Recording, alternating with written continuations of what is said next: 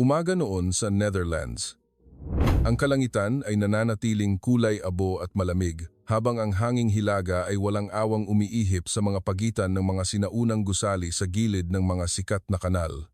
Sa labas ng punong tanggapan ng pambansang himpilan ng telebisyon, 12 ng satellite vans at sasakyan ng mga mamamahayag ang nakapila ng mahaba, halos magkapalitan na ng mukha ang mga tao sa sikip. Ang mga ilaw ng kamera ay nakabukas at ang matataas na lente ay nakatutok ng direkta sa nakasarang pintong salamin. May mga bulong-bulungan na ngayong araw, isang labis na hindi pangkaraniwang pahayag ang magaganap. Ang Dutch Ministry of Transport, isa sa mga itinuturing na duyan ng modernong infrastruktura sa buong Europa, ay napilitang magpatawag ng isang biglaang press conference pagkatapos ng paglalakbay sa Asya ng isang sikat na television host. Iyon pa lamang ay sapat na upang dagsain ng mga mamamahayag ang lugar na parang may malaking pista. Sa loob ng conference room ng himpilan, puno na ang mga upuang nakalaan para sa media. Ang mga karagdagang upuan sa likuran ay madali ang inilagay, ngunit hindi pa rin sapat. Ang lahat ng bulungan at ingay ay unti-unting humupa nang pumalo ang orasan sa pader sa eksaktong 9:00. Ang mga ilaw sa kisame ng silid ay tila lalong nagliwanag, at ang simoy ng hangin ay naging mabigat at seryoso. Isang lalaking nasa katanghaliang gulang, matangkad, payat, at may buhok, na ginintuan ngunit may bahid na ng mga uban, ang dahan-dahang umakyat sa entablado. Siya ay si Mark van Dyke, isang pangalan na sa loob ng higit sa 20 taon ay naging pamilyar sa milyon-milyong manonood sa Netherlands pagdating sa mga programa tungkol sa pandaigdigang transportasyon at infrastruktura. Tumayo na siya sa mga naglalakihang suspension bridges sa Amerika, nagmaneho sa mga multi-level highways sa Europa, at tumawid sa mga disyerto sa mga pangunahing kalsada ng gitnang silangan. Ngunit ngayong araw, kakaiba ang kislap sa mga mata ni Mark. Wala ang kanyang nakasanayang kumpiyansa na may halong kaunting pagmamalaki. Sa halip, mababakas ang isang malalim na pagmumuni-muni. Tila ba, may nasaksihan siyang isang bagay na lumagpas sa lahat ng pamantayang alam niya noon. Umalingaw-ngaw ang tunog ng mga kamera. Isang mamamahayag ang nagtaas ng kamay upang magtanong, ngunit agad ding ibinaba nang makitang marahang itinaas ni Mark ang kanyang kamay upang sumenyas. Ang buong silid ay halos mabalot ng katahimikan. Lahat ay naghihintay. Tumingin si Mark sa mga dokumento sa kanyang harapan, at biglang nagangat ng tingin, tinitigan ng diretso ang lente ng kamera na live na nagbo-broadcast sa buong bansa.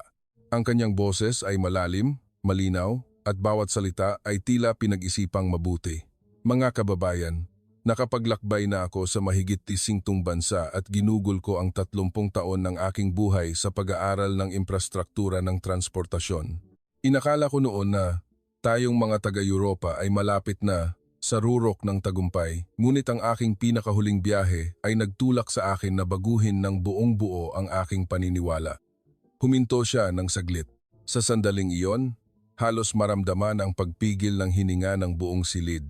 Tumigil ang mga panulat sa papel, nawala ang tunog ng mga keyboard. Lahat ay nakatutok upang pakinggan ang kanyang susunod na sasabihin. Dahan-dahang binigkas ni Mark ang bawat salita. Kung may isang bansa na dapat sadyain at pamarisan ng mga ministeryo ng transportasyon sa buong mundo sa ika-21 siglo. Ito ay hindi ang Amerika, hindi rin ang alinmang makapangyarihang bansa sa Europa kundi ang Pilipinas. 1 segundo, 2 segundo. Ang buong silid ay tila nanigas. May mga mamamahayag na napatingala, inakalang mali ang kanilang narinig. Pilipinas, ang pangalang iyon ay umalingaw-ngaw sa kanilang isipan na may kasamang mga lumang imahe, mga lumang jeepney, matinding trapiko sa Maynila, mga islang puro tabing dagat at mga makipot na kalsada sa probinsya. At ngayon, isang nangungunang dalubhasa sa transportasyon sa Netherlands ang nagdedeklara sa buong mundo na dapat silang pumunta sa Pilipinas upang matuto. Isang nakababatang mamamahayag na nakaupo malapit sa pasilyo ang humigpit ang hawak sa kanyang maliit na notebook at hindi napigilang bumulong, Pilipinas. Ano naman ang mayroon sa mga expressway ng Pilipinas para magsalita siya ng ganyan? Ngunit hindi huminto si Mark. Tila handa na siya sa pagkagulat na iyon. Binuksan niya ang kanyang laptop na nakapatong sa podium. Agad na lumabas sa malaking screen sa kanyang likuran ang mga unang imahe. Hindi ito mga kuha ng masisikip na kalsada, hindi rin mga magugulong eskinita na iniisip pa rin ng marami. Sa screen ay isang tuwid na expressway, maraming linya, malilinaw na marka, maningning na mga electronic information boards, mga nakalutang na tulay na tumatawid sa mga lambak, at sa malayo ay ang mga luntiang bundok ng isang tropikal na bansa. Ito, turo ni Mark sa screen. Ito ang expressway ng Pilipinas. Nagpatuloy siya sa pagkukuwento at ang kanyang boses ay unti-unting naging mas mainit, may halong emosyong mahirap itago. Pumunta ako sa Singapore, pumunta ako sa South Korea, at mataas ang aking inaasahan. Ngunit kailangan kong aminin, ang lugar na talagang nagpabigla sa akin ay ang Pilipinas. Sa kanilang mga kalsada, nakita ko ang isang bagay na tayong mga nag-aakalang nangunguna na ay hindi sinasadyang nakalimutan. Iyon ay kung paano itinatayo ang infrastruktura sa paligid ng tao, para sa tao, at may paggalang sa bawat paglalakbay na kanilang ginagawa. Isang kamay ang tumaas, sumunod ang isa pa, hindi na makapaghintay ang mga mamamahayag. Sangkaterbang tanong ang handa ng iba to. Ngunit bago pa mangyari iyon, yumuko si Mark sa kanyang mga dokumento at binasa ang isang linyang isinulat niya habang nasa mismong expressway ng Pilipinas. Sa gitna ng tunog ng hangin sa labas ng bintana ng sasakyan at ang nagniningning na mga mata ng kanyang Pilipinong tsuper, dahan-dahang binasa ni Mark, ang Pilipinas ay isang bansa na dapat nating pag-aralan ng may buong pagpapakumbaba. Sa sandaling iyon, ang mga bulungan ay tuluyang naglaho, hindi dahil ayaw nilang magsalita, kundi dahil hindi nila alam kung ano ang sasabihin.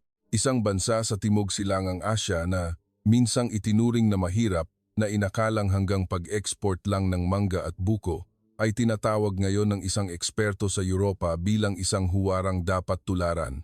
Ang Minister of Transport ng Netherlands na nakaupo sa unang hilera ay bahagyang naningkit ang mga mata.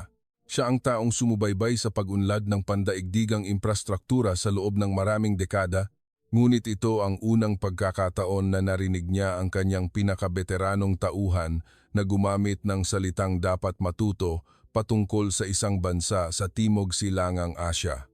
Isinara ni Mark ang kanyang folder, tumingin ng diretso sa mga bisita at pagkatapos ay sa lente ng camera na nag-e-ere sa milyon-milyong pamilyang Dutch.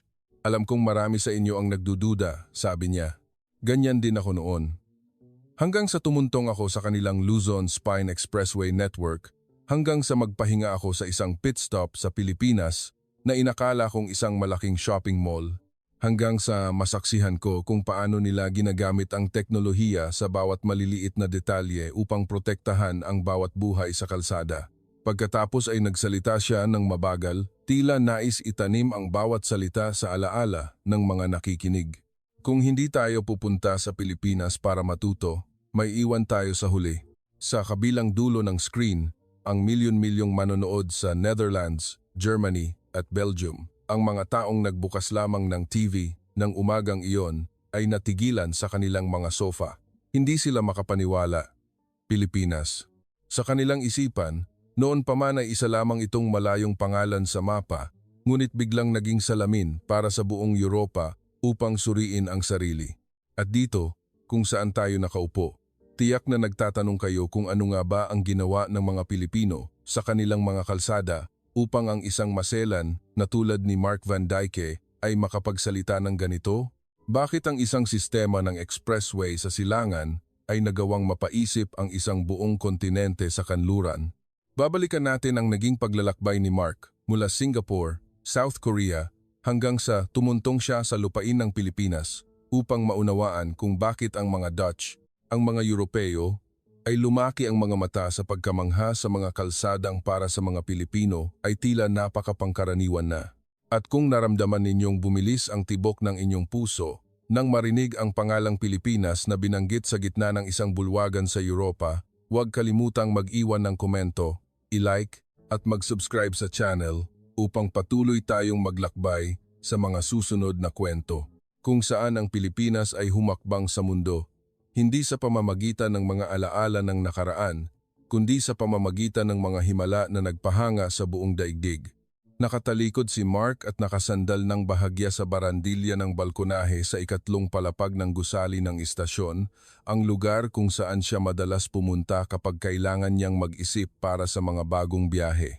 Sa malayo, ang mga windmill ng Netherlands ay marahang umiikot sa maputlang kulay pilak na kalangitan. Sumimsim siya ng kapeng itim, bahagyang napakunot ang noo dahil sa pait nito.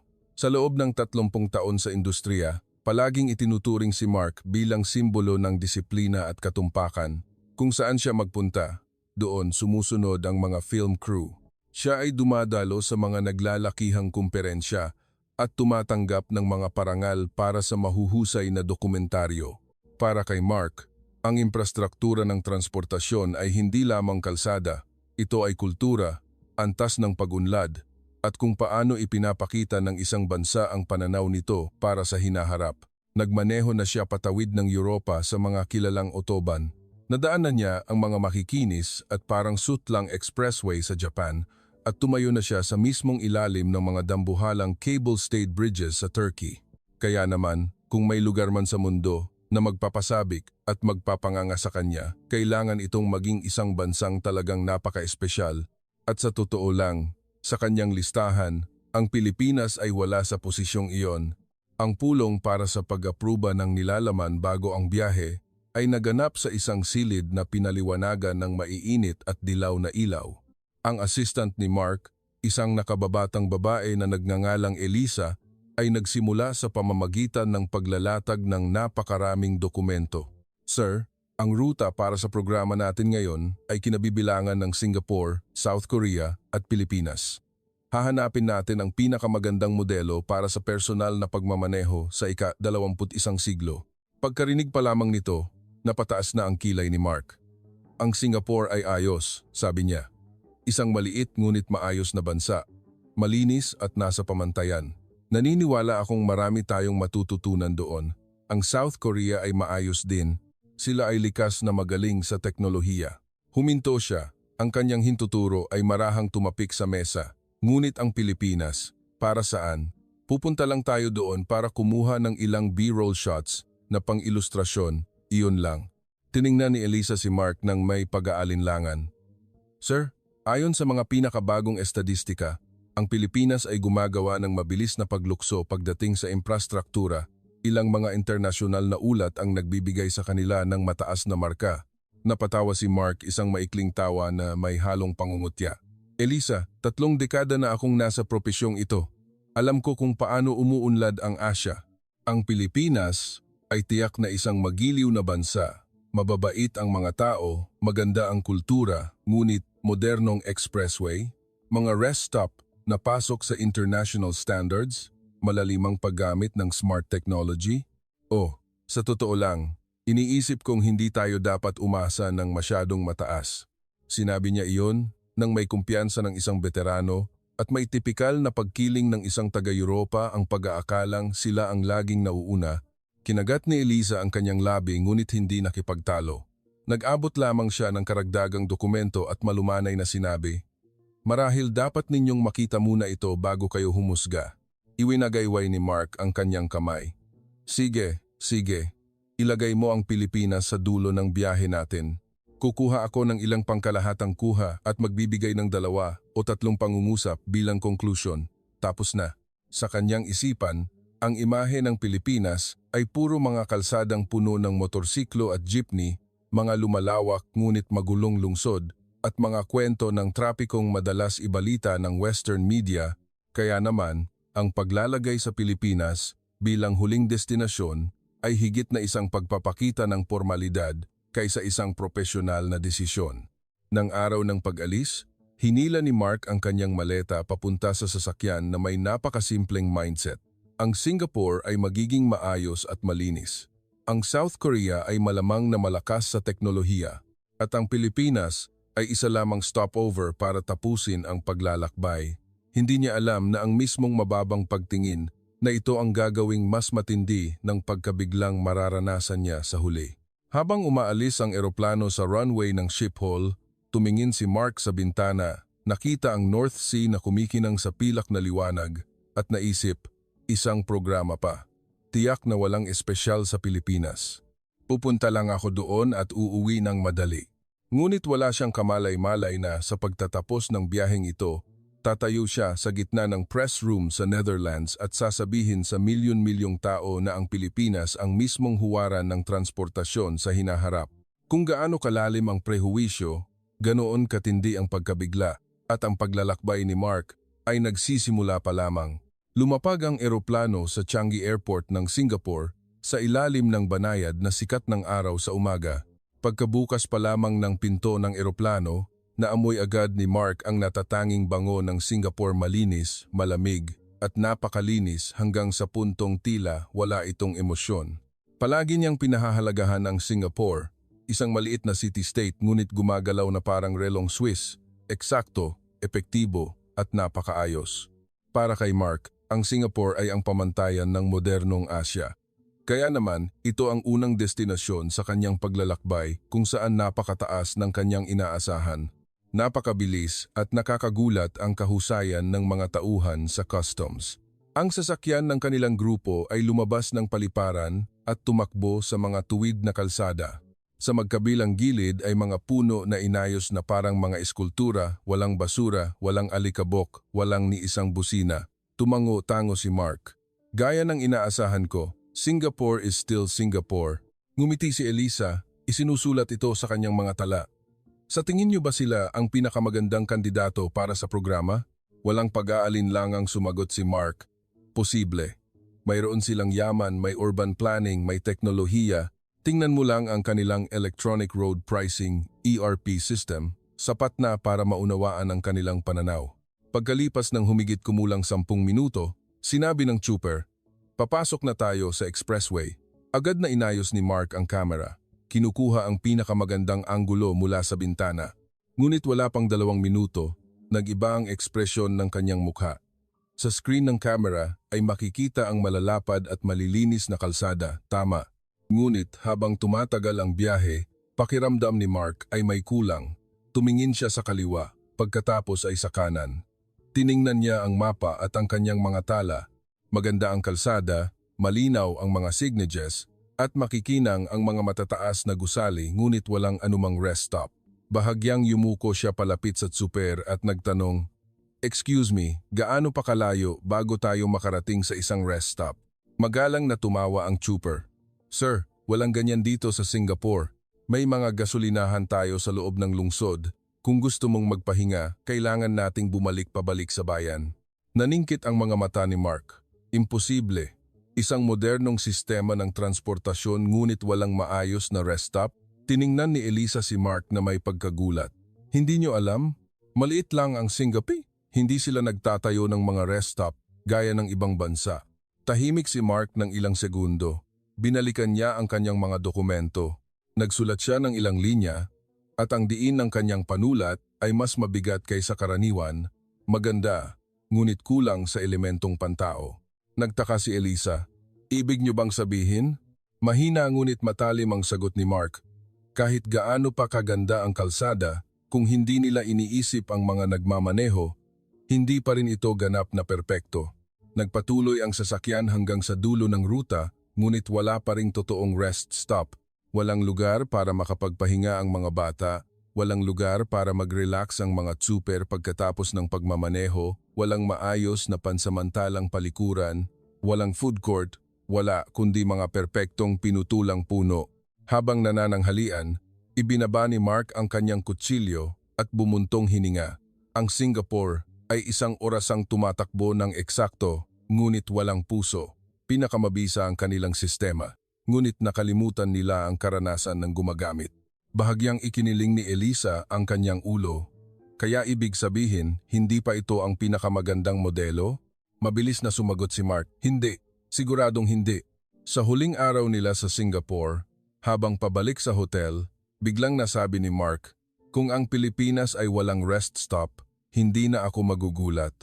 Ngunit ang Singapore na nagkukulang dito, mahihirapan tayong makahanap ng highlight sa proyektong ito." Ngumiti ng bahagya si Elisa. "Kahit pa ayon sa datos na nabasa ko, ang Pilipinas ay mayroon nito." Iwinagayway ni Mark ang kamay.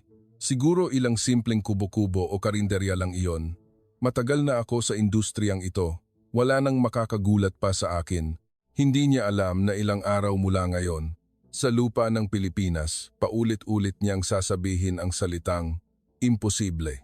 At ang Singapore, ang lugar na pinakapinagkakatiwalaan niya, ang magiging unang piraso ng palaisipan na hahantong sa pinakamalaking pagkabigla ng kanyang buhay. Lumapag ang eroplano ng grupo ng MC sa Seoul sa isang malamig na hapon. Ang lungsod sa ibaba niya ay lumitaw na parang isang dambuhalang lambat ng liwanag maayos at nasa pamantayan. Ang mga nagtataasang gusali ay magkakatabi. Ang mga kalsada ay kumikinang sa modernong asul na LED. Gusto ito ni Mark. Ang South Korea ay nagpaparamdam sa kanya ng kapanatagan, isang mayaman at disiplinadong bansa na tanyag sa kanilang milagrong paglago. Sa kanyang isip, tiyak na mas maningning na kandidato ang South Korea kaysa sa Pilipinas. Pagkalabas pa lamang ng Incheon Airport, inilabas na ni Mark ang kanyang kamera, handa nang kunan ang mga kahanga-hangang sandali na palagi niyang hinihintay. Ang Seoul sa gabi ay parang isang higanteng spaceship. Ang lahat ay maliwanag at maayos na tila ba walang lugar para sa kaguluhan. Wow! Ito ang tunay na pamantayan ng modernong Asya, bulong ni Mark. Nakita ni Elisa ang mukha ni Mark na puno ng inaasahan at bahagyang ngumiti. Mukhang mas nasisiyahan kayo rito kaysa sa Singapore. Tumango ng mariin si Mark. Siyempre, ito ang South Korea. Mayroon silang teknolohiya, magagandang kalsada at matatag na gobyerno. Naniniwala akong kahanga-hanga ang kanilang mga expressway. Ngunit habang lumalalim sila sa paglalakbay, ang pakiramdam ng kapanatagan ay unti-unting naglalaho. Sa unang araw ng kanilang karanasan sa Seoul-Busan Expressway, nakaupo si Mark sa passenger seat, nakatingin ng diretsyo sa unahan. Maganda ang kalsada, tama. Moderno ang automatic toll collection system na high-pass, tama. Malalapad ang linya, malilinaw ang mga karatula, tama. Ngunit matapos ang mahigit isang oras ng pagtakbo, bahagyang umayos ng upo si Mark. Gaano pa kalayo bago tayo makakita ng rest stop? Sumagot ang Koreanong super sa pantay na tono. Mayroon po, sir, ngunit medyo malayo pa. Malayo pa tayo. May mga bahagi na kailangang tumakbo ng ilang 10 kilometro bago makakita ng isa. Lumaki ang mga mata ni Mark. Ilang 10 kilometro? Yes, sir. Ipinatong ni Elisa ang kanyang baba sa kamay. Kakaiba. Akala ko napaka-develop ng mga rest stop sa South Korea. Tahimik ang super ng ilang sandali bago sumagot. Sa totoo lang, may mga rest stop kami, ngunit hindi ganoon karami at walang espesyal sa kanila. Karamihan ay may mga palikuran lamang at ilang vending machines. Lumingon si Mark kay Elisa nang may pagtataka. Ibig sabihin, walang maayos na food court, walang lugar para sa aliwan, walang tunay na pahingahan? Umiling ang super. No sir, walang sinabi si Mark. Binuklat lamang niya ang pahina ng kanyang notebook at sumulat ng ilang salita. Mahusay ang teknolohiya, pagod ang mga tao, kulang sa init ang sistema. Nang makarating sila sa unang rest stop, may naramdamang pagkadismaya si Mark. Isa itong maliit na konkretong gusali, lumang signboard, at ilang makina para sa inumin. Ilang Koreanong super ang nakasandal sa mga plastik na upuan, nakatingin sa kanilang mga cellphone, at mababakas sa kanilang mga mukha ang pamilyar na pagod. Isang nakatatandang super ang nakatayo malapit sa pinto, umiinom ng tubig, at napailing nang makita ang film crew. Bakit kayo kumukuha ng video dito? Wala namang makikita rito, sabi ng matanda. Magalang na nagtanong si Mark. Nais ko pong malaman ang karanasan ng mga nagmamaneho sa South Korea. Ano po ang pakiramdam nyo?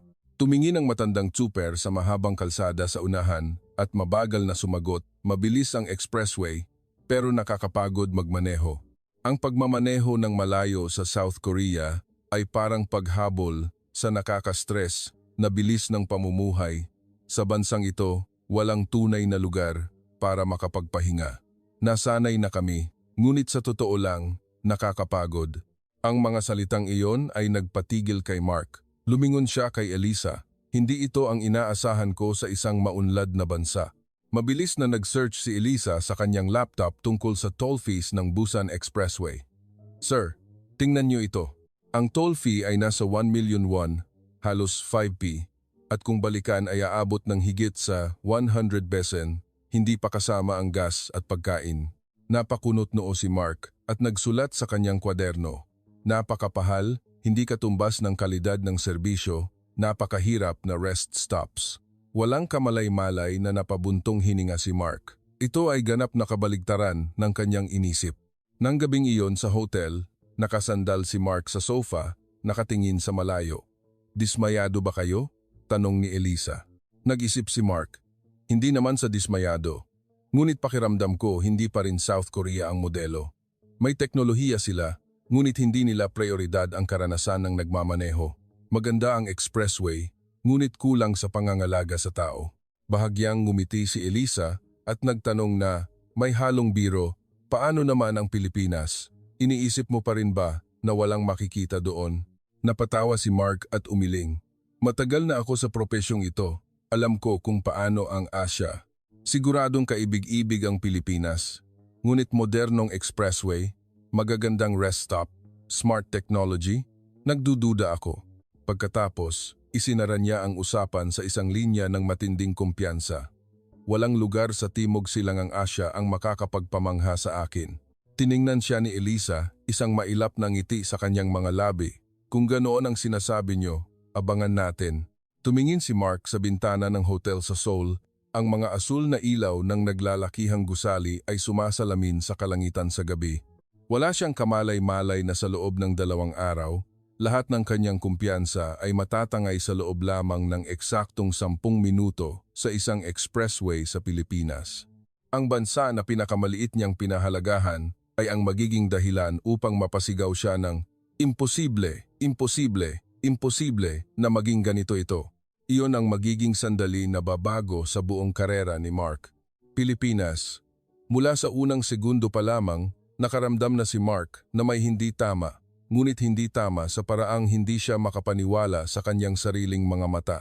Lumapag ang eroplano mula Seoul patungong Ninoy Aquino International Airport, Naya, sa isang hapon kung saan ang sikat ng araw ay kasing tamis at kulay ng pulot. Paglapat ng gulong ng eroplano sa lupa, bahagyang tumango si Mark.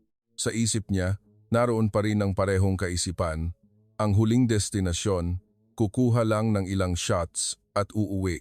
Ngunit hindi niya alam na sa loob ng 10 minuto, mapipilitan siyang panlakihan ng mata sa labis na pagkagulat. Lumabas si Mark at ang kanyang grupo mula sa security check. Mainit at dilaw ang mga ilaw, mataas at malawak ang kisame. Ang mga luntiang halaman na maayos na nakapila sa koridor ay nagbigay ng pakiramdam na moderno ngunit nakaka-relax ang espasyo. Isang batang babaeng tauhan ng paliparan, maliit ngunit mukhang mabilis at magiliw, ang lumapit at yumuko upang bumati. Goedemorgen, meneer. Welcome in the Philippines. Nanigas si Mark. Lumingon siya kay Elisa. Elisa, may narinig ka ba? Napatawa si Elisa. Hindi ka na mali ng dinig. Nagsasalita siya ng Dutch. Tiningnan muli ni Mark ang tauhan. Sa kanyang mga mata ngayon ay mababakas ang pagkagulat na may halong kalituhan. Nagpatuloy ang tauhan. If you need any help with your luggage or route planning, I'm happy to support you, sir. Ang tono niya ay malambot, wasto at natural na tila ipinanganak siya sa Amsterdam. Ito ang unang sandali na talagang napahinto si Mark. Sa kanyang isip, sumulpot ang isang katanungan na hindi niya matapang na isaboses. Bakit sila naghanda ng ganito kaigi? Sanay si Mark sa pagpila sa maraming internasyonal na paliparan, lalo na matapos ang mga puno at siksikang bayahe. Para sa kanya, ang maghintay ng 15 hanggang 20 minuto para sa bagahe ay normal. Ngunit makalipas lamang ang 10 hakbang, nakita na niya ang kanyang maleta na umiikot sa conveyor belt. Napakabilis nito na kahit siya mismo ay hindi makapaniwala. Tumawa si Elisa. Nakita niyo na? 2 minuto pa lang simula nang lumabas tayo sa pinto. Lumingon si Mark sa napakatahimik na conveyor system, pagkatapos ay tiningnan ang makinang na waiting area. Isang pakiramdam na mahirap ipaliwanag ang nagsimulang gumapang sa kanyang dibdib, hindi buong pagkamangha, ngunit sapat upang magtaka siya. Ito ba talaga ang Pilipinas? Paglabas sa passenger pickup area, isang Pilipinong lalaki na nasa edad 40, matipuno at may maaliwalas na ngiti, ang nakatayo ng nakahanda bitbit ang isang karatula na may pangalan ni Mark. Mabuhay, Welcome to the Philippines, sir. I hope your trip will be a pleasant one. Inabot niya ang isang mainit na paper cup. Sir, you should try this. This is our traditional premium kapeng barako, brewed fresh. Hindi na unawaan ni Mark. Kapeng barako? Inilapit niya ang baso sa kanyang ilong. Ang matapang at mayamang amoy ng kape na inihalo sa kaunting linamnam ay kumalat sa hangin. Humigop siya at lumaki ang kanyang mga mata na tila may natuklasang isang bagay na hindi ka panipaniwala. Mahinang tumawa si Elisa. Bakit, Sir Mark? Mabilis na kumurap si Mark. Delicious. This is unbelievably delicious. Naningkit ang mga mata ng tsuper na sumagot sa isang ngiti. Specialty ng Pilipinas yan, sir. Tiningnan ni Mark ang baso ng kapeng barako sa kanyang kamay at pagkatapos ay tiningnan ang paligid. Hindi maingay, hindi magulo, hindi katulad ng anumang imahe na naisip niya tungkol sa Pilipinas. Kailangan niyang aminin na ang simpleng pagiging maasikaso pa lamang ng mga Pilipino ay nagpagulo na sa kanyang inaasahan. Nang umalis ang sasakyan mula sa paliparan, agad na naramdaman ni Mark na may kakaiba. Hindi ito ang magulong eksena, hindi ang maingay na paligid, hindi ang trapikong inaasahan niya. Sa halip, isa itong malapad at malinis na pasukan patungo sa expressway. Ang mga puting linya ay malinaw na parang iginuhit. Ang mga electronic signboards ay kumikinang sa kulay asul at ang daloy ng mga sasakyan ay maayos. Lumingon si Elisa kay Mark. Bakit masyado kayong nakatutok? Mabagal at mahinang sumagot si Mark. Hindi ko inakalang may ganitong kamodernong gateway system ang Pilipinas. Hindi ko inakala. May nagbago sa kislap ng kanyang mga mata. Hindi ito kalituhan, hindi lang simpleng pagkagulat, kundi pakiramdam ng isang taong nakatanto na ang lahat ng kanyang pagtatasa noon ay malapit ng mapatunayang mali. Mabilis ngunit banayad na tumakbo ang sasakyan sa tuwid na kalsada. Ang mga poste ng ilaw sa magkabilang gilid ay nakatayo ng pantay-pantay na parang nagmamartsang mga sundalo. Umihip ang hangin sa malinaw na salamin. Bumulong si Mark, sapat lang para marinig niya ang sarili. Ang Pilipinas ay hindi katulad ng kahit anong inisip ko. Ito ay 10 minuto pa lamang mula nang bumaba siya sa eroplano. Ang 10 minuto ay sapat na para ang isang mayabang na tulad ni Mark ay mapilitang suriin muli ang kanyang mga prehuwisyo. At ang magpapagulat pa sa kanya nang higit ay nasa unahan dahil ang expressway ng Pilipinas ay handa nang bumukas sa kanyang harapan na parang isang pelikula na hindi niya kailanman inakalang mangyayari. Pagkabilis ng sasakyan mula sa paliparan at pagpasok sa expressway, umupo ng tuwid si Mark. Nanlalaki ang mga mata na tila pilit hinahabol ang bawat frame na dumadaan. Marami na siyang nakitang magagandang expressway sa buong mundo, ngunit ang nasa harap niya ngayon ay hindi katulad ng anumang lugar na napuntahan na niya. Ang ibabaw ng kalsada ay kasing kinis ng satin. Sa magkabilang gilid ay mga puno at halaman na maayos at pantay-pantay na nagupitan, walang kahit anong sobrang dahon. Sa malayo, ang malalaking bundok ay natatakpan ng manipis na hamog sa hapon na nagmimisto lang eksena mula sa isang cinematic movie.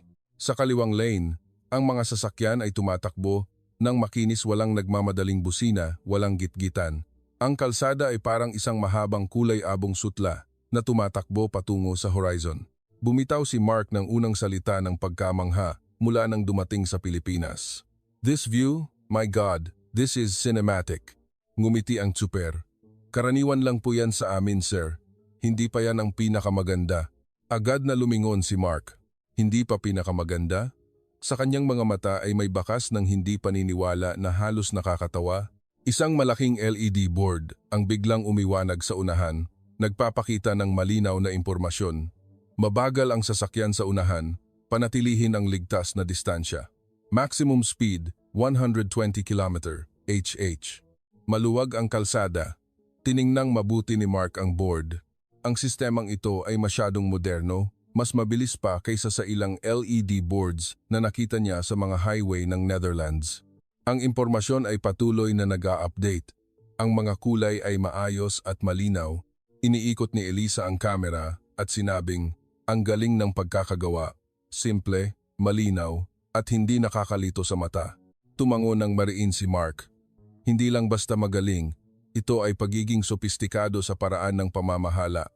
Ang Pilipinas ay hindi lang nagtatayo ng kalsada, nagtatayo sila ng isang sistema para sa mga tao. Napaka-siyentipiko at napakabuti. Bahagya siyang bumuntong hininga, tila may natumbok sa kanyang damdamin. Nang papalapit na ang sasakyan sa isang malaking tulay o viaduct, napasandal si Mark palapit sa bintana. Sa kanyang harapan ay isang multi-span bridge. Ang mga dilaw na ilaw ay pantay na nakakalat at ang bawat bahagi ng bakal ay umaabot sa kalangitan na parang isang perpektong drawing. Mahinang sinabi ni Mark, "Mula sa malayo, iisipin mong Singapore itong tulay, ngunit mas maganda ito. Maganda sa napaka-Pilipinong paraan, malambot ngunit matatag." Mahinang tumawa ang tsuper. Si Kuya Jun. "Mga Pilipinong inhinyero po ang nagdisenyo niyan, sir. Sanay ang mga Pilipino sa paggawa ng tulay. Maraming bundok at ilog sa amin. Kung hindi ito gagawing maganda, hindi tatanggapin ng mga mamamayan." Ang simpleng pangungusap na iyon ay nagpatahimik kay Mark. Isinulat niya ng mabilisan sa kanyang kwaderno, "Mga Pilipinong inhinyero, matapang, may tiwala sa sarili, at proaktibo." Ito ang unang pagkakataon sa buong biyahe na naramdaman ito ni Mark. Nang umabot ang bilis sa 110 km, malinaw na naramdaman ni Mark ang katatagan ng aspalto. Walang panginginig, walang maalog na pagtalbog, walang ingay mula sa daan. Napasigaw siya, "The road quality. This is unbelievable." Tiningnan siya ni Elisa na tila pinipigil ang ngiti. "Akala niyo ba ang Pilipinas ay puro maliliit na kalsada lang sa tabi ng ilog na parang sa mga lumang pelikula?" Hindi sumagot si Mark. Patuloy lang siya sa pagmamasid at sa bawat sandali, lalo siyang namangha. Ang kalsada sa harapan nila ay bumuka na parang isang 6 na linyang boulevard, walang nakikitang bottleneck. Ang mga sasakyan ay maayos na nahahati, walang gulo, walang kawalan ng disiplina. Napasambit si Mark. "Inisip ko noon na ang Pilipinas ay isang papaunlad pa lamang na bansa, ngunit ang paraan ng pagdidisenyo nila ng mga kalsadang ganito ay hindi pa huhuli sa Europa. Maraming bahagi pa nga ay mas nakakahigit." Ngumiti si Kuya Jun. Inuuna ng mga Pilipino ang bayan kaysa sa mga bisita sa paggawa ng kalsada. "Hindi sapat na maganda lang, sir. Kailangang madaling daanan, madaling intindihin, at higit sa lahat, ligtas." Ang mga salitang iyon ay parang pamalo sa isip ni Mark. Nagpapako sa kanya sa upuan upang magmuni-muni ng matagal. Sa magkabilang gilid ng expressway ay may maayos at pantay na damuhan. Walang basura, walang plastic, walang bote, mga bagay na karaniwang makikita sa malalaking highway.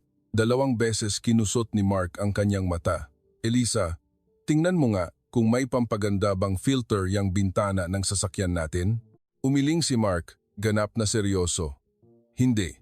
Ang lahat ay napakalinis hanggang sa puntong hindi ka panipaniwala. Nagmaneho na ako sa US, France at Italy.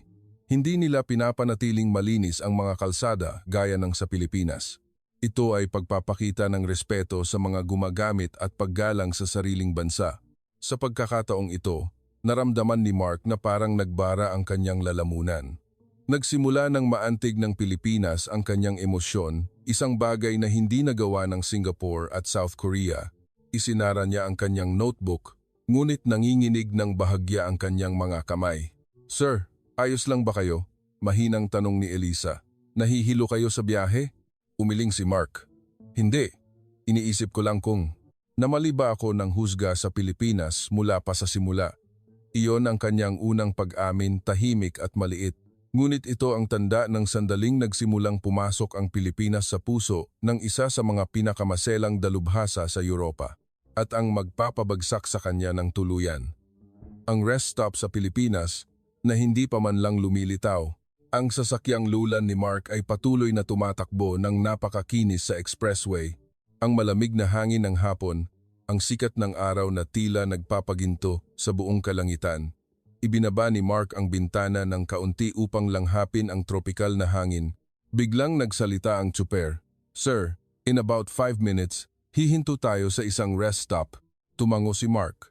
Sa isip niya, ang rest stop sa Pilipinas ay malamang isang maliit na linya ng mga gusali, ilang simpleng kainan, at ilang plastik na mesa, katulad ng nakita niya sa maraming umuunlad na bansa. Ngunit pagkatapos, nanigas ang buong katawan niya nang lumiko ang sasakyan sa kalsada patungo sa istasyon. Isang matangkad at malawak na gusali ang bumungad. May modernong arkitektura na ginagamitan ng naglalakihang salamin na sumasalamin sa ginintuang araw na nagbibigay ng kakaibang karangyaan. Sumigaw si Mark, puno ng pagkagulat. What? What is this? Nakangiting kumiling si Elisa. Ano sa tingin niyo? Automatikong sumagot si Mark. A shopping mall? A resort? Imposibleng isa itong rest stop. Itinuro ng trooper ang signboard. Sir, welcome to our highway rest stop. Ipinatong ni Mark ang kanyang kamay sa pinto ng sasakyan at matagal na tumingin sa itaas na tila hindi makapaniwala sa nakikita niya. Ang bawat bahagi ng arkitektura ay nagpapakita ng kalidad na higit pa sa pamantayan. Ang ganitong klaseng rest stop, kahit sa Europa, ay napakabihira. Pagpasok pa lamang, sumalubong na ang umuusok at mainit na amoy ng bulalo. Sa tabi nito ay isang kapihan na may malalaking signboards ng sikat na lokal na kapehan na maliwanag na umiilaw. Sa kaliwa ay isang espasyo para sa mga lokal na produkto at pasalubong, buko pie, dried mangoes, pastillas de leche at mga kapeng barako beans. Sa kanan ay isang makulay na play area para sa mga bata. Sa dulong bahagi ay mayroon pang mini shopping area, mga damit, souvenirs pati barong Tagalog, at kahit mga tindahan ng essential oils at herbal teas. Umikot si Mark, dilat na dilat ang mga mata. Tumawa si Elisa. Are you okay, Mark? Itinaas ni Mark ang kamay sa hangin na parang sumusuko. No, I am not okay. Hindi ito rest stop. Ito ay isang tourist destination. Isang Pilipinang tindera sa malapit na nakarinig ay ngumiti ng palakaibigan. Tama po, sir. Maraming pamilya na nagbabakasyon ang humihinto muna rito para mag-relax, kumain ng masarap at kumuha ng litrato para sa social media. Tinanong siya ni Mark, nagtayo kayo ng ganitong klaseng rest stop para pasayahin ang mga turista? Ang mabait na tindera ay ngumiti. Hindi po, sir. Pangunahin ito para sa mga nagbibiyahe para may masarap silang kainan, sapat na pahingahan at malinis na banyo. Kaming mga Pilipino, mahilig kaming mag-alaga sa isa't isa. Ang mga salitang iyon ay muling nagpatigas kay Mark ng ilang segundo. Ito ang mismong bagay na hindi nagawa ng Singapore at South Korea. Ang rest stop sa Pilipinas ay may puso. Nagpatuloy sa paglalakad si Mark sa loob. Sinuri niya ang bawat detalye. Ang mga palikuran ay kumikinang, kasing linis ng sa isang hotel at mayroong mainit na tubig sa lababo. Ang mga signages ay malinaw, ang libreng wifi ay napakalakas na kahit ang mag-livestream ay hindi maglalag. Ang mga upuang pahingahan ay malambot at balot sa katad, hindi mga pansamantalang plastic na upuan. Ang mga malalaking bintanang salamin ay direktang nakaharap sa tanawin ng luntiang kabundukan. Halos mabulunan siya sa pagsasalita. This level of care, this sophistication. Kahit ang Europa ay hindi nakakasiguro na mas mahusay sila rito. Nakangiting humalukip-kip si Elisa. Ano na ngayon ang tingin niyo sa Pilipinas? Agad na sumagot si Mark. Wala na akong masabi. Ito ang pinakamagandang rest stop na nakita ko sa buong buhay ko. Hindi lang sa Asia, hindi lang sa Europa, kundi sa buong buhay ko. Sumingit ang tsuper na nakatayo sa tabi nila, mahinahon ngunit puno ng pagmamalaki. Sa Pilipinas, mapanganib kung nagbibiyahe ka ng malayo na walang maayos na pahingahan, sir. Gusto ng mga Pilipino ang kaginhawaan at pag-aalaga. Kahit anong gawin namin, inuuna namin ang kapakanan ng mga nasa biyahe. Lumingon si Mark kay Kuya Jun. Ang kanyang mga mata ay hindi na ang mga mata ng isang taong nanghuhusga, kundi mga mata ng isang taong natututo. Hinatid ni Elisa si Mark sa lugar ng mga pasalubong. Subukan niyo ito. Buko pie galing probinsya yan. Kumagat si Mark at malakas na napatawa. This country will destroy all my assumptions. Seryosong nagbiro si Elisa? Ibig niyong sabihin, sisirain ng Pilipinas ang lahat ng luma ninyong pag-iisip? Walang alinlangan na sumagot si Mark. Siyempre, pumunta ako rito upang maghanap ng modelo para sa transportasyon. Ngunit ang nakita ko ay higit pa sa isang umuunlad na bansa. Hindi pa ako nakakita ng rest stop na kasing init, kasing sangkap at kasing buhay ng lugar na ito. Tumunghay siya sa paligid ng isa pang beses, kumikinang ang mga mata. May nagbubukas sa puso ni Mark isang pakiramdam na mahirap pangalanan, pinaghalong paghanga, kuryosidad, at kaunting hiya para sa kanyang sariling padalos-dalos na husga kanina. Sakto namang nagsalita si Kuya Jun, "Sir, rest stop pa lang po yan. Marami pang mas magaganda sa teknolohiya ng expressway sa Pilipinas." Napalingon si Mark at halos sumigaw. "Mayroon pa?" Tumango ang tsuper. "Marami pa po. Baka lalo kayong magulat sa RFID, ETC section natin sa unahan." Napahawak si Mark sa ulo at humalakhak. "Pilipinas, hanggang saan niyo ba gustong gulatin ako?" Pabalik sa kalsada, mula sa rest stop, tahimik lang na nakaupo si Mark. Hindi dahil siya ay dismayado, kundi dahil hindi pa rin siya nakakabawi sa pagkabigla. Mahinahong nagtanong si Elisa, "Ano pong iniisip ninyo?" Tapat na sumagot si Mark. "Iniisip ko na napakababa ng naging tingin ko sa Pilipinas at kailangan kong itama iyon simula ngayon." Iyon ang unang pagkakataon na inamin ni Mark sa kanyang sarili. Marahil, ito na ang oras na nagsimulang makuha ng Pilipinas ang puso ng isang maselang European matapos lisanin ang rest stop na nagpabigla sa kanya na tila ba napadpad siya sa isang mall. Nagsimulang mas maging mapagmasid si Mark sa kanyang paligid. Hindi lang sa ganda ng kalsada, hindi lang sa modernong arkitektura, kundi ang mga Pilipino mismo ang dahilan kung bakit umabot sa emosyon ang kanyang kalituhan. Napansin ni Elisa na matagal na tahimik si Mark, kaya't nagtanong siya, "Ano po ang nasa isip ninyo?" Nakasandal si Mark sa upuan, nakatingin sa daloy ng mga sasakyan na dumadaos-dos na parang seda.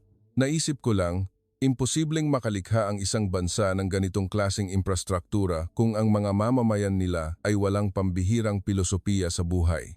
Ngumiti si Elisa. "Kung gayon, subukan nating alamin kung espesyal nga ang mga Pilipino." Ang tsuper nilang si Kuya Jun, matipuno, sunog sa araw ang mukha, ay may malalim at mainit na boses. Kinausap siya ni Mark. "Jun, hindi ka ba napapagod sa pagmamaneho araw-araw?" Ngumiti si Jun. "Nakakapagod din po, sir, pero sanay na. Kaming mga tsuper dito ay may kasabihan.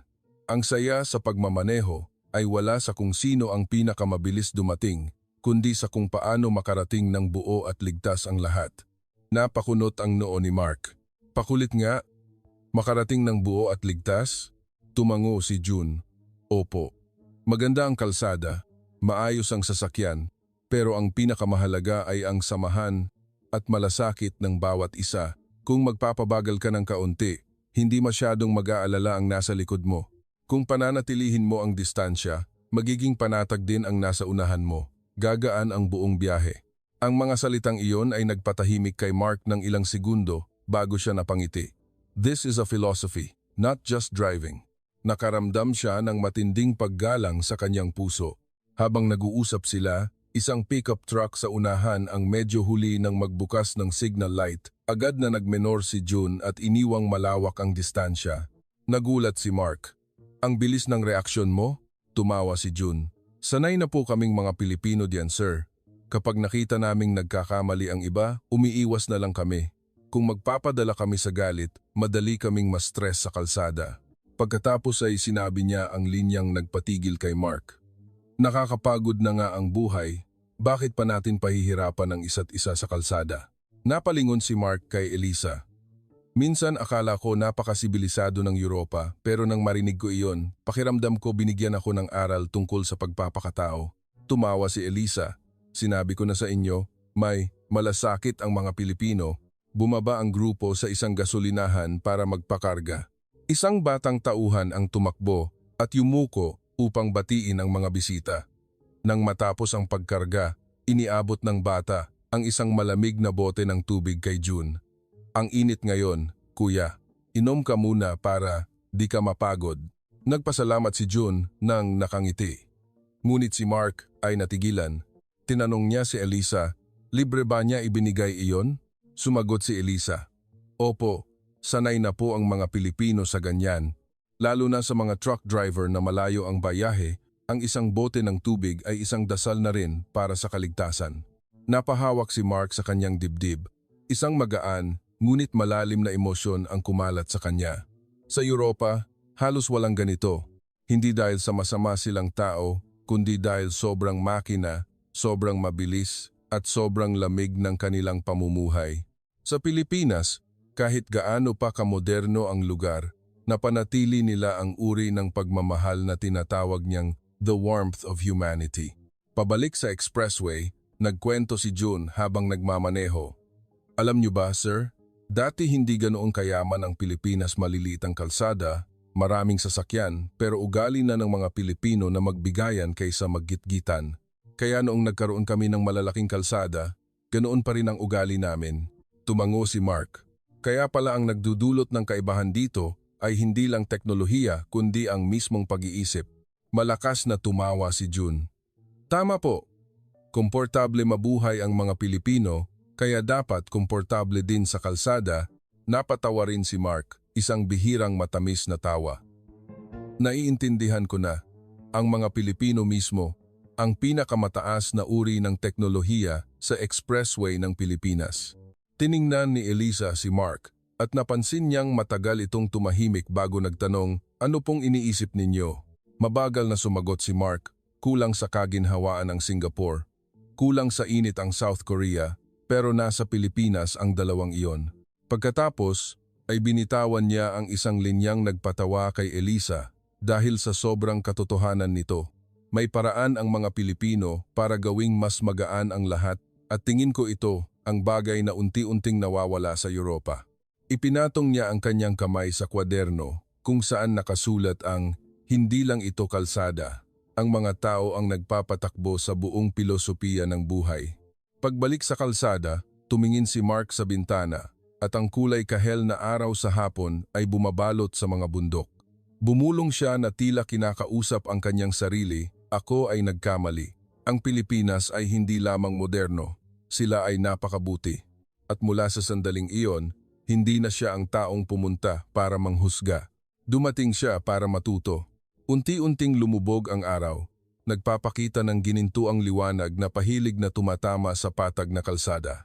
Lumamig ang hangin na pumapasok sa bintana, nagbibigay ng sariwang pakiramdam. Inakala ni Mark na tapos na ang lahat ng mga nakamamanghang bagay hanggang sa malapit na silang pumasok sa Electronic Toll Collection (ETC) system.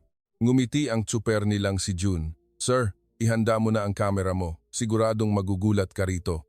Napataas ang kilay ni Mark at reflexively na kinuha ang camera, ngunit kalmado pa rin. Sanay na ako sa electronic tolling. Mayroon yan sa Netherlands, Germany, France. Bago pa siya makatapos magsalita, marahang inapakan ni John ang silinyador at bumilis ang sasakyan patungo sa ETC lane. Nanlaki ang mga mata ni Mark. Walang harang, walang cabin, walang tao, walang tumutunog na alarm. Isa lang moderno at bukas na toll gantry na may malambot na asul na ilaw at isang tahimik na sensor system. Dumaan ang sasakyan sa bilis na mahigit 100 km/h, walang anumang ingay. Nabitiwan ni Mark ang camera. What? What? We did not stop. We did not even slow down. Tumawa si June. Opo, diretso lang ang takbo namin, sir. Automatiko na pong na-detect lahat. Bumiling si Elisa. Smooth, no? Nauutal si Mark. Smooth? Magic ito. Sa Europa, marami pang lugar kung saan kailangan mong mag-menor at sa ibang lugar, nagiging sanhi pa ito ng kilometrong traffic. Pero dito, ito ay seamless. Kinailangan niyang gamitin ang wikang Ingles para sa huling salita dahil wala siyang mahanap na salitang Dutch na sapat para ilarawan ang eksaktong oras na iyon. Binuksan ni Elisa ang screen ng kanyang tablet. Alam niyo ba, higit sa 90% na ng mga sasakyan sa Pilipinas ang gumagamit ng RFID ETC. Halos lahat ng dumadaan dito ay naka-ETC. Mabilis na napalingon si Mark. 90%? Impossible. Kahit sa maraming bansa sa Europa, hindi pa naabot ang ganyang porsyento. Tumawa si June. Kapag may ginawa ang Pilipinas, mabilis kami, sir. Kapag sinimulan namin, tatapusin namin ng tama. Hinawakan ni Mark ang kanyang noo at napayuko, isang posisyon na bihira niyang gawin kapag siya ay lubos na nag-iisip. Bumulong siya, a developing country? No, this is a giant waking up. Isang papaunlad na bansa ngunit may toll system na mas mabilis at maayos pa sa Europa. Mahirap itong tanggapin base sa lahat ng mga konseptong pinaniwalaan niya noon. Itinuro ni June ang mga camera na nakakabit sa itaas. Sir, nakikita mo yung camera na yon? Hindi ordinaryong camera yan. AI camera yan. AI? Bulalas ni Mark. Nagpaliwanag si June. Opo. Kaya nitong i-detect ang bilis, plate number, kondisyon ng sasakyan, distansya, maging ang pag-alis sa lane lahat real-time. Kapag may aksidente, malalaman agad sa control center sa loob ng ilang segundo. Napangganga si Mark. Real-time on a developing country's highway. Bumulong si Elisa. Nakalimutan niyo na bang ang Pilipinas ay kilala sa buong mundo sa pagiging magaling sa IT at BPO? Humugot ng malalim na hininga si Mark at napasandal. Kailangan itong isama sa malaking balita, hindi pwedeng tayo-tayo lang ang makaalam. Sa pagkakataong iyon, nag-menor ng kaunti si June at may itinuro sa itaas. Sir, tingnan nyo, sa itaas. Isang maliit na drone ang lumilipad sa gilid ng katawan ng isang overpass. Nakalutang ito at sinusuri ang bawat kanto, bawat konkretong harang at bawat steel joint. Sunod-sunod na kumuha ng litrato si Mark. Drone on the highway. Tumango si Elisa. Kumukuha ng litrato ang drone at sinusuri ng AI kung may mga bitak. Kapag may abnormalidad, ire-report agad sa control center. Ginagamit ng Pilipinas ang teknolohiya para maiwasan ang aksidente bago pa ito mangyari. Napaigtad si Mark sa kanyang upuan. Preventive maintenance with drones and AI. Even Japan doesn't do this widely yet. Mukha siyang bata na nakakita ng himala. Nang tumakbo pa ang sasakyan ng ilang kilometro, nakakita si Mark ng isang maliit na karatula na nagsasaad ng Road Surface Sensor Zone.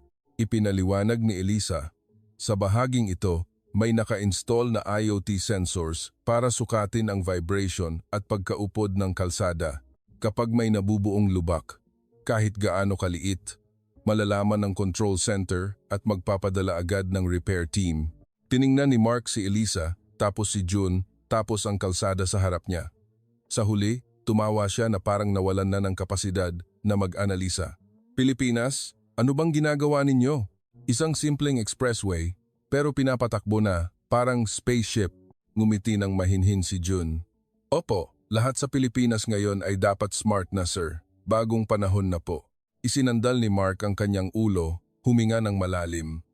Nagsalita siya ng napakabagal, ngunit bawat salita ay parang kutsilyong pumuputol sa kanyang pagiging mapagmataas na Europeo. Ang Pilipinas ay hindi lang humahabol sa mundo. Ang Pilipinas ay nagiging pasimuno at tayo sa Europa ay nagsisimula ng mapag-iwanan. Tiningnan siya ni Elisa at nakitang namumula ang mga gilid ng kanyang mga mata. Hindi ito kalungkutan. Ito ay paghanga, isang pagkamulat at isang pagpapakumbaba na tanging ang mga tunay na nakauunawang dalubhasa lamang ang nakakaramdam. Habang patuloy na tumatakbo ang sasakyan at pumapasok ang malamig na hangin mula sa bintana, walang nagawa si Mark kundi umiling at ngumiti. I came to evaluate the Philippines, but the Philippines is evaluating me. Hindi niya alam na sa unahan, naroon ang pinakamalaking bomba ng lahat, ang kaligtasan, mga rumble strips, at ang pahingahan ng mga tsuper, ang bagay na muntik nang magpapaluha sa kanya. Pagkaraang dumaan sa malamahikang ETC system at makita ang mga teknolohiyang nakapagpabighani sa kanya, patuloy na bumaybay ang sasakyan ng ilang 10 minuto nang walang nagsasalita. Pinapanood muli ni Elisa ang mga kuha sa kamera, napapangiti paminsan-minsan dahil sa naging reaksyon ni Mark. Samantalang si Mark, siya ay tahimik na nakaupo. Hawak pa rin ang kamera, ngunit ang mga mata niya ay nakatingin sa malayo, tila pinagtagpi-tagpi ang lahat ng nakita. Basag ni Kuya June sa katahimikan. Sir, sa unahan, may rumble strips tayo, magandang tingnan mo yan maigi. Napakunot noo si Mark. Rumble strips? Alam niya ang rumble strips ang mga linya sa gilid ng kalsada na nagdudulot ng ingay kapag naapakan. Tumango si June. Opo, pero naiba ng kaunti yung gawa namin dito sir. Ilang segundo pa lamang at naintindihan na ni Mark kung ano ang ibig niyang sabihin. Nang lumagpas ng kaunti ang sasakyan malapit sa gilid ng daan, bahagyang yumanig ang kalsada at nag-produce ito ng malalim at pantay na tunog. Hindi nakakabingi, hindi nakakagulat, kundi tamang-tama lang. Napalingon si Mark. Iba ang tunog na ito kumpara sa Europa. Ngumiti si June. Sumubok ang Pilipinas ng maraming klase sir. Yung iba masyadong nakakagulat, pwede pang makadisgrasya. Yung iba naman masyadong tahimik na hindi man lang makagising. Sa huli, pinili ng mga Pilipino kung ano ang pinakaangkop para sa psikolohiya ng aming mga tsuper. Bumalik ang tanong ni Mark, ibig sabihin, nagtest ang Pilipinas ng maraming bersyon para lang hanapin ang pinakatamang pakiramdam? Tumango si June. Opo. Kasi ang layunin ay gisingin ang driver, hindi gulatin para mataranta. Napatong ang kamay ni Mark sa inuupuan. This is compassionate engineering, ang inhenyeryang may puso. Sinabi niya iyon na may kumikinang na mata, tila napagtanto ang isang napakalaking bagay. Binuksan ni Elisa ang kanyang tablet. Tingnan niyo ito, Mark.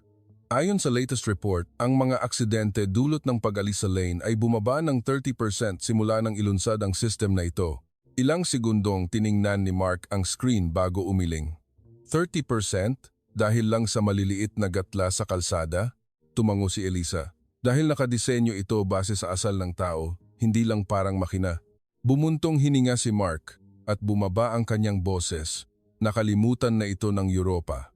Gumagawa kami ng kalsada para pumasa sa standards, pero ang Pilipinas ay gumagawa ng kalsada para magligtas ng buhay. Ito ang sandaling ang paghanga sa kanyang puso ay tuluyan ng naging pagpupugay. Nagmenor si June at tumabi sa isang maliit na bahagi ng kalsada.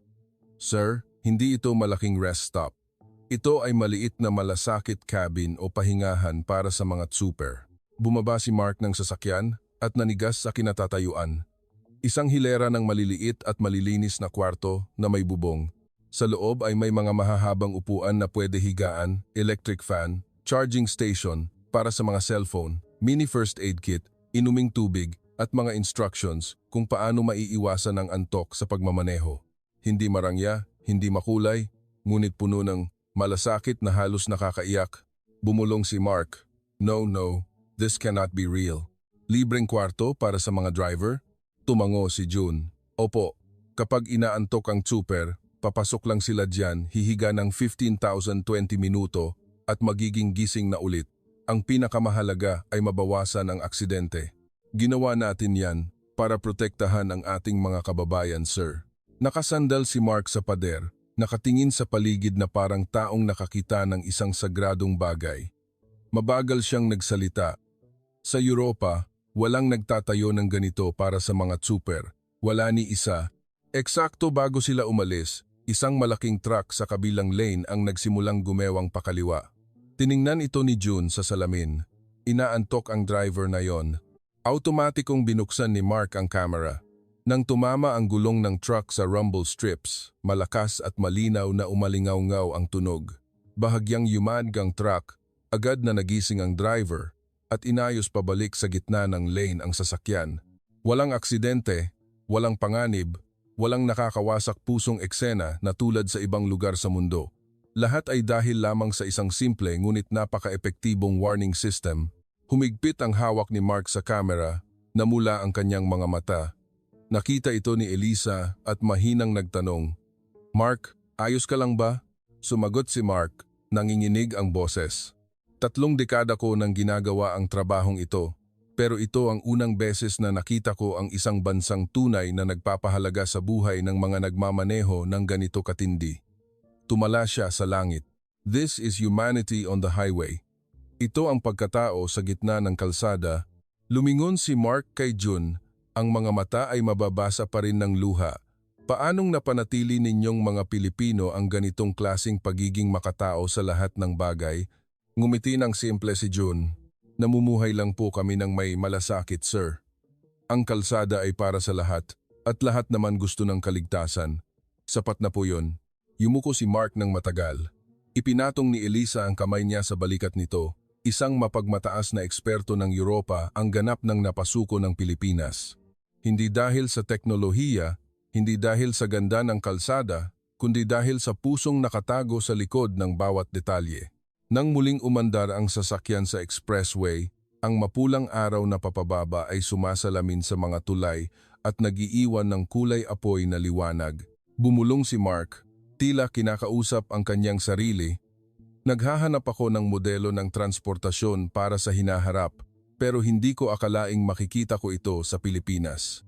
Wala ng pag-aalinlangan, wala ng prehuwisyo, Wala ng kayabangan ng isang European expert. Ang naiwan lamang ay lubos na paggalang.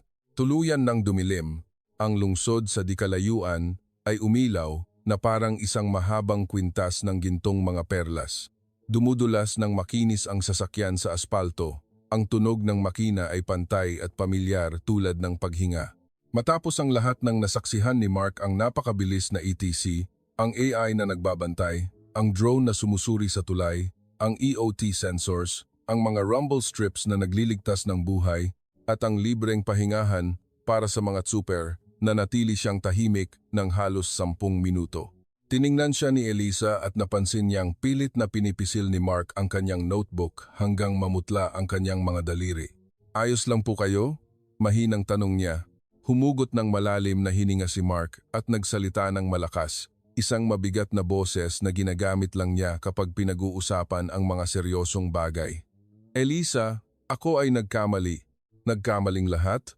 Bahagyang kiniling ng assistant ang kanyang ulo. "Saan po kayo nagkamali?" Tumingin si Mark sa labas ng bintana. Ang liwanag ng mga ilaw sa kalye ay sumasalamin sa kanyang mga luhang namumuo. "Minaliit ko ang Pilipinas. Akala ko isa itong tipikal na umuunlad na bansa na ang mga kalsada ay simple lamang. Dumating ako rito na may mindset ng isang huradong nag-evaluate, hindi isang taong pumunta para matuto." Ipinatong niya ang kamay sa kanyang dibdib, parang tinatanggap ang kanyang pagkakamali. "Pero ngayon, ang lahat ng nakita ko, mula sa tao hanggang sa teknolohiya, mula sa pilosopiya hanggang sa pinakamaliit na detalye, ay nagpaintindi sa akin na wala pala akong alam sa Pilipinas." Hindi nagsalita si Elisa. Nagpatuloy si Mark, pabagal ng pabagal ang boses. "Nang lisanin ko ang Netherlands, dala ko ang kumpiyansa ng isang eksperto mula sa Europa. Ang kayabangan na nakita at alam ko na ang lahat. Ngunit ang totoo, pinapanood ko lang ang mundo mula sa luma kong salamin." Ngumiti siya ng malungkot. "Tinuruan ako ng Pilipinas ng isang aral na hindi ko natutunan sa loob ng 30 taong karera ko. Kung gusto mong maunawaan ang isang bansa, tingnan mo kung paano nila pinahahalagahan ang bawat buhay sa kalsada." Tapos binitawan niya ang isang salita na nakapagpangilabot kay Elisa. "Dito, nakita ko na ang kinabukasan ng transportasyon sa mundo ay wala sa Europa, kundi nasa Pilipinas." Humalukip-kip si Mark at direktang tumingin sa magandang kalye na bumabagtas sa harapan nila. Hindi lang ito basta konstruksyon, hindi lang inhenyerya, hindi lang teknolohiya, ito ang diwa at kaluluwa ng isang nasyon. Isang nasyong nagtagumpay sa digmaan, kalamidad at kahirapan, isang lahing hindi sumusuko. Isang bansang ang bawat gawain ay may kasamang puso, malasakit at pananagutan sa kapwa. Dagdag pa niya, may pera at teknolohiya ang Europa, pero ang Pilipinas, sila ay may layunin at puso. Mahinang sumagot si Elisa. "Marami kayong pinagbago, Mark." Tumawa si Mark. Hindi ako nagbago. Binuksan lang ng Pilipinas ang aking mga mata." Pinitik niya ng banayad ang notebook. 3 dekada akong nagmamalaki sa mga pananaliksik ko, pero sa isang araw lang sa Pilipinas, nakita ko ang maraming bagay na lampas pa sa mga ulat at teoryang modelo. Huminto siya sandali at saka sinabi, "Kung papipiliin ako ng isang lugar para mag-aral tungkol sa pagiging makatao, epektibo at matalinong transportasyon, pipiliin ko ang Pilipinas." Tumingin si Mark sa malayo kung saan ang mga ilaw ng highway ay nagmistulang Milky Way. "Elisa, alam mo ba kung ano ang pinaka nakakalungkot sa akin?" "Ano po yon?" Bumulong si Mark. "Noon, ang Europa ang nauuna, pero masyado na tayong naging kampante ng matagal. Samantalang ang mga Pilipino, tahimik lang nagtatrabaho, palaging inaayos ang bawat maliliit na detalye araw-araw, at ngayon, nangunguna na sila ng walang ingay. Iyon mismo ang nagpapabigat ng kanyang loob." Matapos ang mahabang oras, tiningnan ni Mark ang lens ng kanyang camera. "Elisa, i-record mo ang sasabihin ko, bawat salita." Binuksan ng assistant ang camera, nilinaw ni Mark ang kanyang lalamunan. Ang boses niya ay malinaw sa loob ng sasakyan. Ang Pilipinas ay ang bansa na dapat pag-aralan ng Europa ng may buong pagpapakumbaba. Hindi lamang para matuto sa ganda ng mga kalsada o teknolohiya, kundi upang matutunan kung paano pinahahalagahan ng mga Pilipino ang isa't isa sa bawat paglalakbay. Isinara niya ang notebook. Ito ang pag-amin na pinaka-impinagmamalaki ko sa buong buhay ko. Lumingon si Kuya Jun mula sa salamin. Sir, nakakatuwa naman po ang sinabi niyo. Maliit na bansa lang ang Pilipinas, pero nagsisikap kami araw-araw. Taimtim na ngumiti si Mark. Hindi. Ang Pilipinas ay hindi maliit na bansa. Ang inyong pananaw at puso ay mas malaki pa kumpara sa maraming bansa na napuntahan ko na.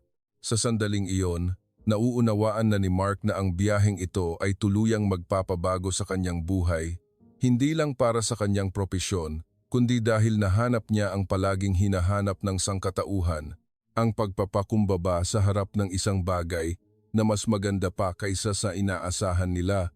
Pagkatapos ng huling araw ng pag-shoot sa Pilipinas, sumakay si Mark ng eroplano pabalik sa Netherlands. Ngunit hindi gaya ng kumpiyansa at malamig na ugaling dala niya bago siya umalis, umuwi siya na may mukha ng seryoso at malalim na pag-iisip. Paulit-ulit na napapatingin si Elisa sa kanya. Hindi natulog si Mark, hindi nagbasa ng diaryo at hindi nanood ng pelikula. Nakatingin lamang siya sa labas ng bintana, tila sinusubukang ikintal sa kanyang alaala ang imahe ng malayong expressway ng Pilipinas na unti-unting lumiliit sa ibaba.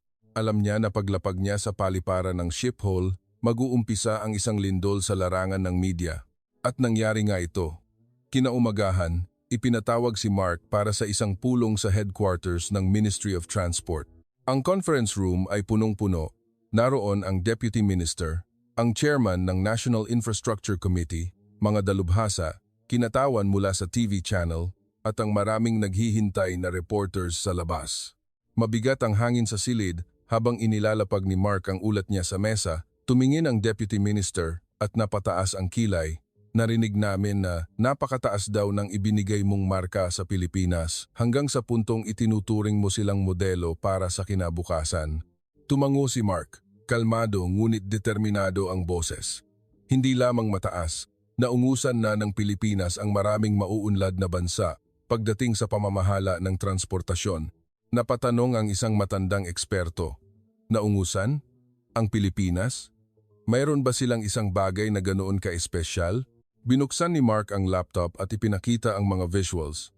Ang ETC na hindi nangangailangan ng paghinto sa matataas na bilis. Ang AI at real-time monitoring. Ang mga drone na nag-i-inspeksyon ng tulay. Ang mga EOT sensors na nag-uulat ng mga sira. Ang mga rest stops na mala-resort. Ang mga libreng malasakit cabins para sa mga super. At ang mga rumble strips na idinisenyo ayon sa psikolohiya ng tao. Pinagtibay niya ang kanyang pahayag. Ang Pilipinas ay hindi sumusunod sa landas ng mundo. Gumawa sila ng sarili nilang landas. Nabalot ang buong silid ng matinding katahimikan ang uri ng katahimikan na nararamdaman ng mga taong pinipilit na suriin ang kanilang sarili. Nagseryoso ang mukha ng Deputy Minister. Seryoso ka ba dito, Mark? Isang bansa sa Timog Silangang Asya ang umungos sa atin sa pamamahala ng trapiko? Diretsong tumingin si Mark sa kanya. Sa buong propesyon ko, hindi ako naging ganito kaseryoso. Ipinatong niya ang parehong kamay sa lamesa. Kung gusto ng Netherlands na i-reform ang transportasyon natin, kailangan nating pumunta sa Pilipinas. Sa mismong sandaling iyon, may naghulog ng ballpen mula sa kamay nila. Ang ilan ay nagtinginan, nanlalaki ang mga mata. Sa kasaysayan ng Ministry of Transport, walang kailanman nagmungkahi na mag-aral mula sa isang bansa sa Timog Silangang Asya sa ganito kadeterminadong paraan. Makalipas ang isang linggo, nangyari ang press conference na nilarawan natin sa simula ng kwentong ito. Umakyat si Mark sa entablado at sinabi ang linya na gumulantang sa milyon-milyong European, ang Pilipinas ay ang bansang dapat nating pag-aralan ng may buong pagpapakumbaba. Nang gabing iyon, nagsulputan ang lahat ng malalaking balita. Netherlands, gulat na gulat sa highway system ng Pilipinas. Pilipinas, naging bagong modelo para sa kinabukasan ng transportasyon.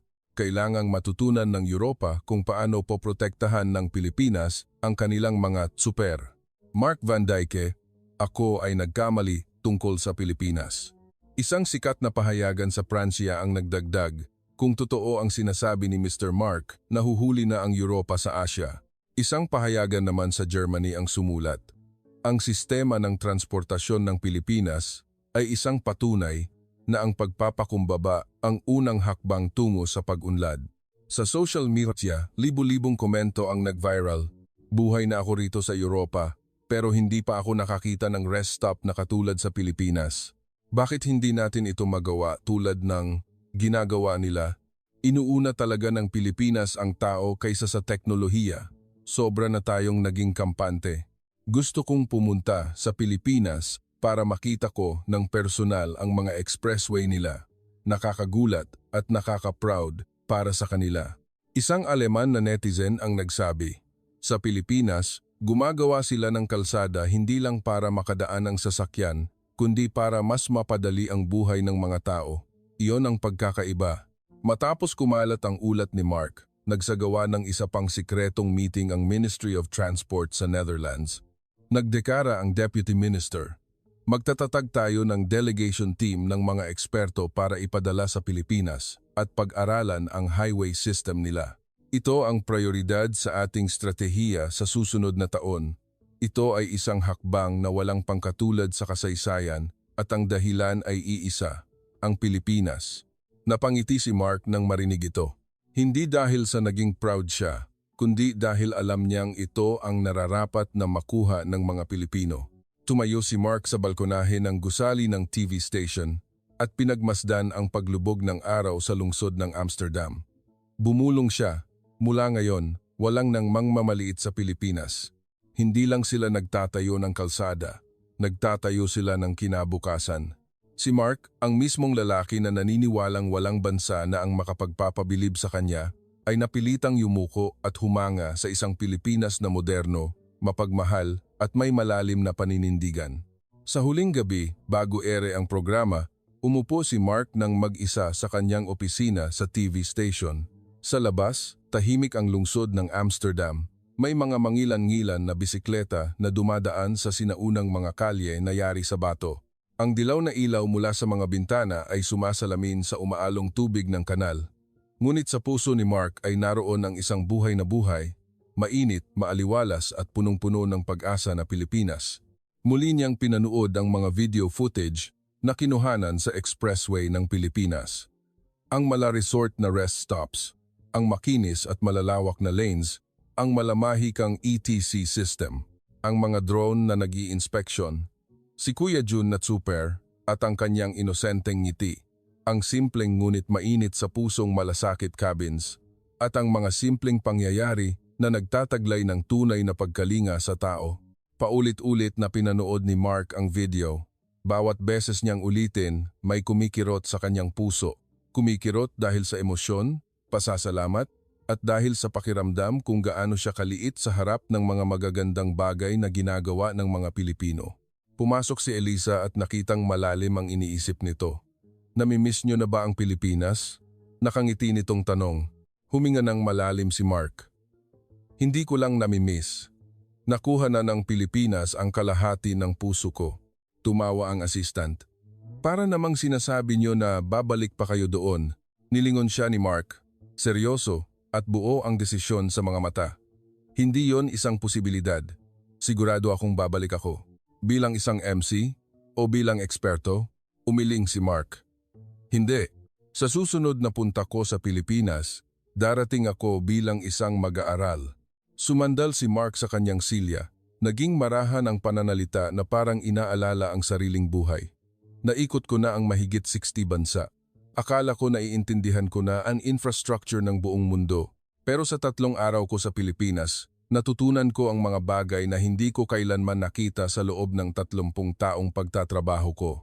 Ngumiti siya, isang manipis na ngiti ng pagpapakumbaba. Tinuruan ako ng Pilipinas na hindi kailangang maging isang napakayamang bansa para maging dakila. Ang kailangan lang ay ang mahalin ang iyong mga mamamayan. Naaalala niya ang friendly na nod ng airport staff na nagsasalita ng Dutch, ang napakalinamnam at mainit na kapeng barako ni Kuya Jun, ang ganda ng mga rest stops, ang pagpapakatao ng mga rumble strips at malasakit cabins, at ang malasakit at pagmamahal ng mga taong estranghero sa kanya, ngunit pinagkatiwalaan siya. Napakuyom si Mark sa kamay niya. Ito ang bagay na hindi ko kailanman nakita kahit sa pinakamagandang highway sa buong mundo. Tinanong siya ni Elisa, ano sa tingin mo ang pinaka-espesyal sa Pilipinas? Mabilis na sumagot si Mark. Ang isip ng Pilipino, may pananaw sila na madalas nang nakalimutan ng maraming mayayamang bansa ang gumawa ng isang bagay para sa kapakanan ng tao at hindi dahil lang para makabuo ng report. At dahan-dahan niyang sinabi, at iyan ang nagdala sa kanila para maging modelo ng kinabukasan. Tumayo si Mark at naglakad palapit sa bintana, tumanaw sa madilim na tubig. Marahan siyang nagsalita, buhat mula sa pinakamalalim na bahagi ng kanyang puso. Pilipinas, salamat sa inyo. Ipinakita ninyo sa akin na may mas maganda pang mundo kaysa sa inakala ko. Pinisil niya nang mahina ang kanyang kamao. Pangako ko, babalik ako, hindi para mag-shoot ng video o manghusga, kundi para matuto tulad ng isang tunay na estudyante. Tumango si Elisa. Naniniwala akong sasalubungin ka ng Pilipinas tulad ng isang tunay na kaibigan. Ngumiti si Mark. Ang mga mata niya ay nagpapahiwatig ng sobrang lalim na emosyon. Naniniwala rin ako dahil laging bukas ang puso ng mga Pilipino sa mga taong marunong magpahalaga rito. Sa huling bahagi ng programa, direktang tumingin si Mark sa kamera. Kung iniisip ninyo na ang Pilipinas ay isa lamang ordinaryong bansa sa Timog Silangang Asya, pumunta kayo roon minsan upang makita ninyo kung ano ang tunay na ibig sabihin ng infrastrukturang nakasentro sa tao, upang makita ninyo ang transportasyon na may kaluluwa ng isang bansa at upang maunawaan ninyo kung bakit ako, isang taong mula sa Europa, ay kinailangang bumalik sa simula upang matuto. Ngumiti siya na puno ng paggalang. Pilipinas, salamat sa pinakamahalagang aral ng buhay ko. Ano ang palagay ninyo sa paglalakbay na ito na nagbago ng pananaw ng buong Europa sa Pilipinas? Huwag kalimutang mag-iwan ng komento, mag-like, at mag-subscribe sa channel upang hindi ninyo palampasin ang mga susunod na kwento. Mga kwento kung saan ang Pilipinas ay humahakbang patungo sa mundo, taglay ang lahat ng karangalan at himala na meron sila.